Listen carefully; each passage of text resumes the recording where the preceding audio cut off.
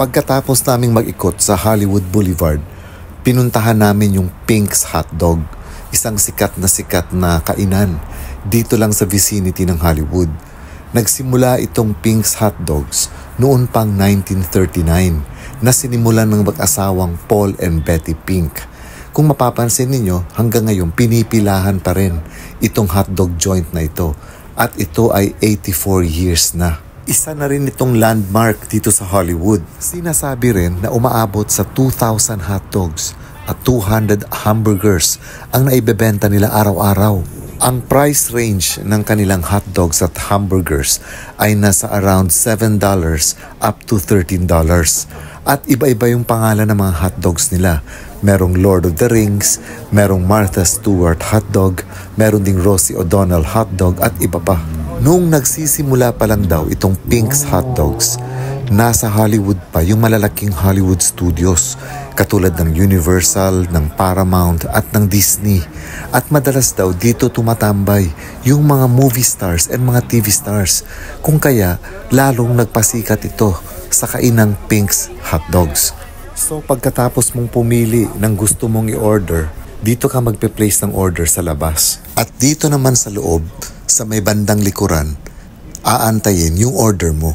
Kung napapansin niyo dun sa may wall, meron din silang tinatawag na Wall of Fame. Sabi nila noong panahon daw, ang mga aspiring actors ay isinasabit nila yung mga pictures nila dito. Nang sa ganun, baka sakaling mapansin sila ng mga big time producers at ng mga directors para ma-discover sila. Walang bangko o table dito sa antayan ng orders dahil bawal dito kumain. Ang kainan nila ay nasa labas na bahagi ng kanilang pwesto. Maliit lang din itong pwesto ng kainan nila sa may likuran. Kung sa bagay, ang mga karamihan sa kanila, hindi naman silang mahilig tumambay. Kumbaga, pagkatapos silang kumain, umaalis na sila agad. Self-service din dito. Wala silang mga waiters or waitresses. At eto nga, dumating na yung orders namin. Isang double turkey burger at isang Rosie O'Donnell hotdog at pink lemonade juice. Okay naman yung size ng order namin. Kumbaga, malaki yung bun ng hamburger at malaki rin yung tinapay ng hotdog. Ngayon, ang problema nga lang, yung balot niya, ibang klase dahil nakapatong lang siya sa foil. Tapos, yung hotdog na kinakain ko, punong-puno ng kamatis. So, medyo messy pag kinakain. And napansin ko rin dito sa Amerika, or maybe just because nasanay ako sa Filipino taste or sa Asian taste, ang mga pagkain dito, even hamburgers or hotdogs, medyo naaalatan ako.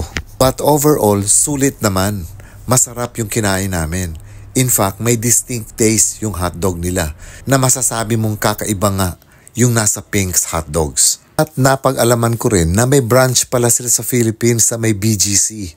So kung mapapasyal kayo ng BGC at matitikman nyo doon yung Pink's Hotdogs, at least ngayon alam nyo na kung saan nag-originate ang original Pink's Hotdogs.